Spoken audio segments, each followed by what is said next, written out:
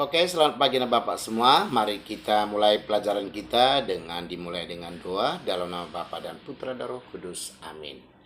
Kemuliaan kepada Bapa dan Putra dan Roh Kudus seperti pada permulaan, sekarang, selalu dan sepanjang segala abad. Amin. Bapa dan Putra dan Roh Kudus. Amin. Oke, hari ini apa kabar semua anak Bapak semua? Semoga selalu diberkati Tuhan dan selalu dilindungi Tuhan. Nah, hari ini hanya penjelasan tentang video tentang sakramen Ekaristi ya, sakramen Ekaristi.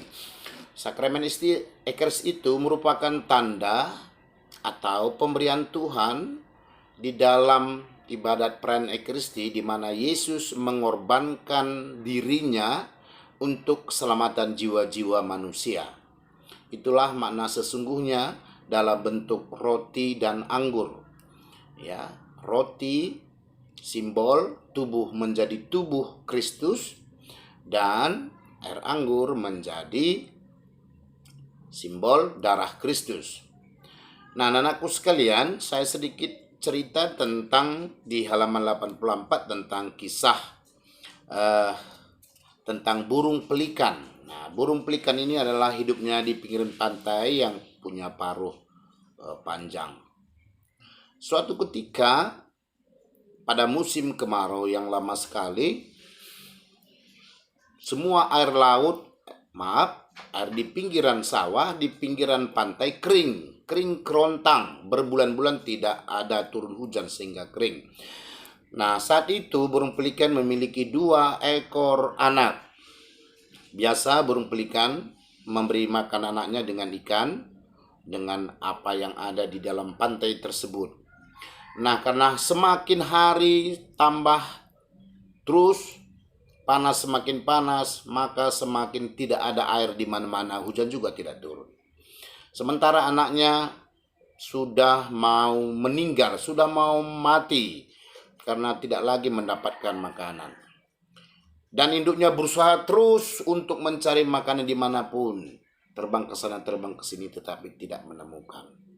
Nah, tapi karena cintanya, karena kasihnya kepada anaknya, maka burung pelikan ini mencatokkan paruhnya itu sehingga terluka, bolong, mengeluarkan darah. Sehingga darahnya keluar dan itulah menjadi santapan, menjadi minuman anaknya yang 2 itu agar tetap hidup. Begitu juga ketika darahnya sudah diminum karena anak ini jadi kelaparan, anak burung jadi kelaparan, dia juga memakan daging-dagingnya, daging induknya itu sampai habis. Nah, ketika anak burung ini sudah bisa terbuka matanya, dia melihat bahwa ada situ tengkorak tulang-tulang burung tersebut, yaitu adalah induknya sendiri. Dan saat itu anaknya sudah bisa selamat, sudah bisa terbang. Nah, bagaimana seekor burung pelikan mengorbankan dirinya untuk anaknya karena cintanya begitu besar, begitu juga Yesus Kristus. Dia rela disalib, dia rela dibunuh, dia rela disiksa, dia rela mendapatkan penderitaan yang cukup berat untuk menyelamatkan manusia dari pembenaran dosa. Nah, anakku sekalian, itulah yang dibuat di perayaan Ekaristi. Ya, perayaan Ekaristi itu bukan merupakan kenangan, tetapi menghadirkan Yesus di dalam perayaan Ekaristi itu dalam iman Katolik. Ya, jadi bukan mengenang atau mengulang kembali, tetapi merupakan suatu tanda kehadiran Tuhan lewat sakramen Ekaristi. Nah, jadi ketika orang-orang Katolik menyambut tubuh dan darah Kristus, berarti umat yang mengikuti ibadat itu bersatu bersama Kristus. Ya, bersatu di dalam komunitas gereja. Nah, anakku sekalian, itulah hal yang paling penting di dalam ketujuh sakramen itu. Sakramen Ekaristi itu memiliki suatu tempat yang istimewa.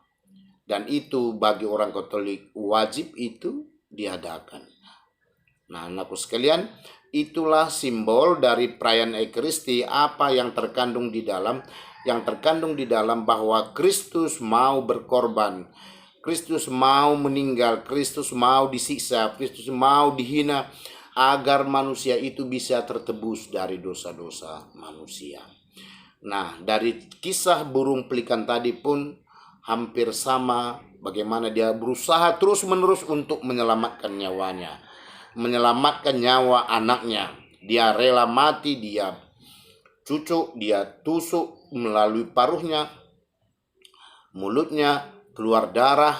Setelah darahnya diminum anaknya, maka dagingnya juga akan dimakani oleh anaknya untuk kelangsungan hidup anaknya.